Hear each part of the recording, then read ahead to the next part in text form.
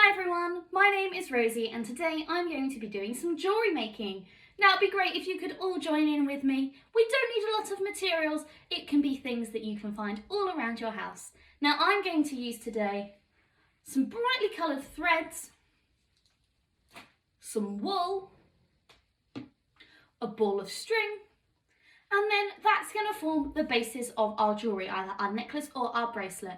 Then we're going to need some things to make it look nice and pretty. So I'm going to use a tub of sequins that I found in my craft box. I've also got some lovely brightly coloured buttons here, and we can use those on our bracelets or necklaces too. And also one of my favourite things to use is some paper straws. Now if you don't have paper straws, you can also use things like pasta shapes. They look great on a bracelet or necklace as well. So I think it's time for us to get started on our first piece of jewellery. Now I'm going to show you how to make a very simple plaited bracelet. Now these look really cool. This one is in green, which is my favourite colour. It's quite camouflagey. You can also do a bigger one. This one's quite a loose plait, if you can see that one there. And it's completely up to you how tight or loose you make your bracelets. So what you're going to need for this is some coloured thread. If you don't have any coloured thread, you can use string. And you could always paint your string, leave it to dry, and then once it's dried, you can plait it into a bracelet as well. So I have here three lovely different colours. I've gone for blues and white today.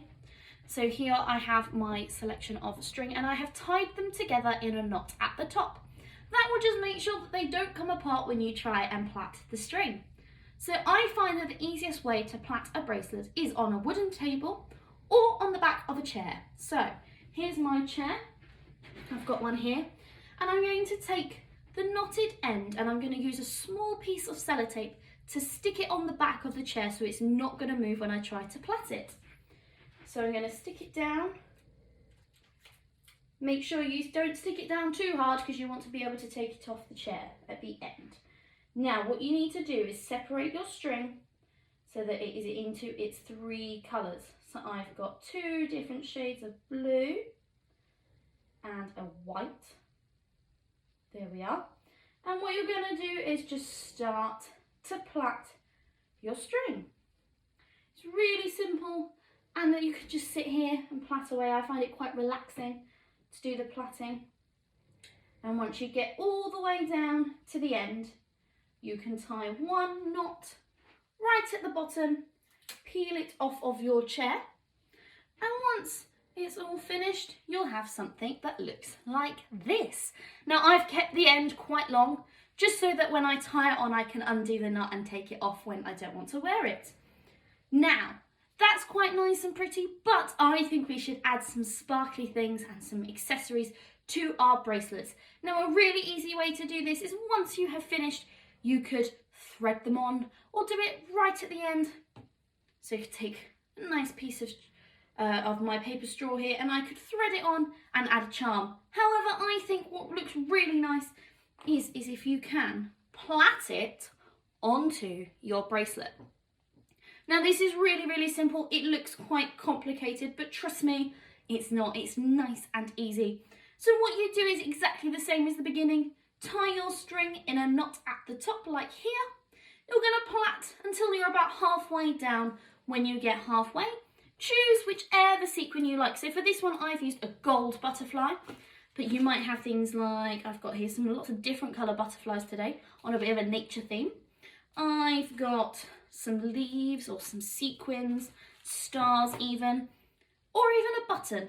And once you get halfway, you can thread that onto one strand. So right in the middle here, I've chosen to thread it onto my white strand. And then I've continued plaiting afterwards once I've got my sequin on, all the way to the end, tied it in a knot, and there you have a nice charm on your bracelet. Now, bracelets are really nice and easy, but I think it's time for us to try making a bit of a necklace instead. Now for necklaces you can use things like paper straws, sequins, even your pasta shapes, and if you're feeling really exciting you can paint your pasta shapes, let them dry and then put them onto your necklace at the end. You could also put pasta onto bracelets as well. So what you're going to need to make a necklace is a nice long piece of string or wool. I find string is a little bit better. It's a bit thicker and it likes to hold its shape. Now, one thing I will suggest is get your grown-ups to help you, and right on the end, you're going to wrap a little piece of sellotape. This makes it like a shoelace and it will be easier to thread your buttons and your straws on. So we're going to make a nice necklace. Now, I've got some paper straws here and I have cut mine slightly on an angle, just so that it gives it a little bit of something different and it's not so straight. But you could also take your paper straws like these ones and you could cut them into straight strands if you wish. It's completely up to you. It's your necklace, your bracelet. You make it how you want. So we're going to take our needle end, which is only a little bit of sellotape on some string, and we're going to thread it onto our buttons. So I've chosen an orange button and, oh, there we go. I'm going to pull it right down and then I'm going to thread on some straws. Like so. So I've gone for a yellow straw and I think I'll go for a blue straw now. Quite nice colours, different. And then I'm going to add another button. This time I'm going to go for a pink button. So it's completely up to you. You thread these on exactly how you want, using your needle end. And when you get threaded everything on that you want, you will end up with something that looks like this. And this is one I made earlier for you guys. It is a piece of wool with some lovely straws and it sits quite nicely over my neck. And I have got a lovely little button detail right there. Now, that is really a very, very simple way of making jewellery, but you could, like I said, you could add pasta to your necklace or to your bracelet, and I think they look really nice and effective. So, thank you for joining me for jewellery making. If you are going to try this at home and you make some really cool things, please feel free to take photos and put them in the comments below this video. We would love to see what it is you guys have made at home during our activity sessions. Stay safe, keep well, and we hope to see you at Easter. Bye!